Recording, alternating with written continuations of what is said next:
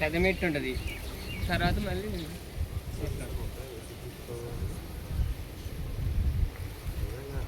చివరి వరకు ఉండాలి. ఇలాగే ఏదైతే నువ్వు తీర్మానం వేసుకున్నావో, ఏదైతే దాన్ని మనసులో అనుకుని వచ్చినావో అదే తీర్మానం ఆయన వచ్చేంత వరకు మన నిరీక్షణ ఏంటి?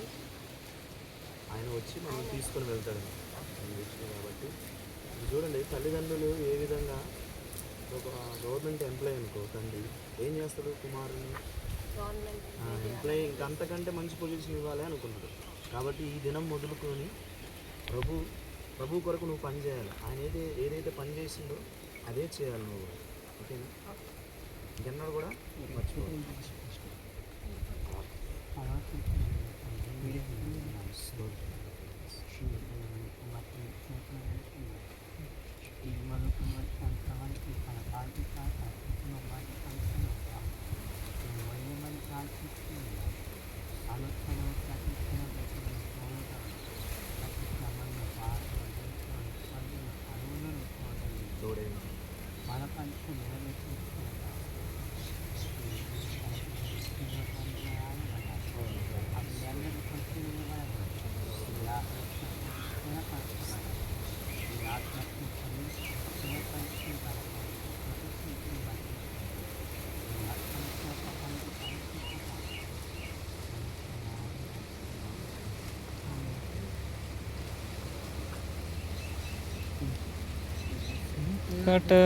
కటములన్నీయు తీరిపోయే, సంహారదూత నన్ను దాటిపోయే.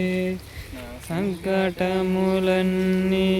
తీరిపోయే, సంహారదూత నన్ను దాటిపోయే.